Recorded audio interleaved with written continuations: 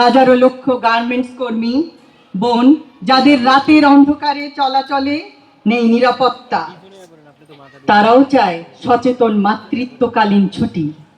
আমরা নিশ্চিত করতে চাই তাদের সবেতন 6 মাসের মাতৃত্বকালীন ছুটি।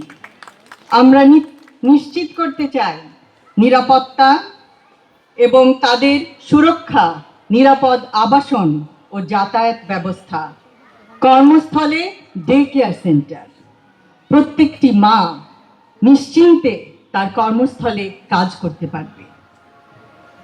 আজ মনে পড়ে সেই বয়োবৃদ্ধ নারীর কথা যাকে শেকলে করে বেঁধে দিয়েছিল একটি গেটের, বৃদ্ধাশ্রমের একটি গেটের সঙ্গে তার পরিবারের লোকজন।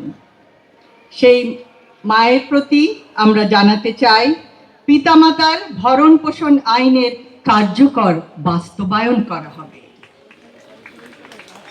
আজ মনে পড়ে সেই হতভাগা গৃহিণীর কথা যিনি আত্মহত্যার পথ বেছে নেন। কেন?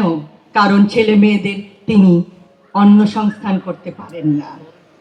আমরা নারী সাপোর্ট সেল গড়ে তুলব, উদ্যোক্তা নারীদের আর্থিক ও দক্ষতা সহায়তা প্রদান করব, আনুষ্ঠানিক অর্থনৈতিক খাতে নারী কর্মস্থান বৃদ্ধি করা হবে। সুপরিকল্পিত রাজনৈতিক পরিকল্পনার মাধ্যমে অবশ্যই সমস্যার সমাধান সম্ভব।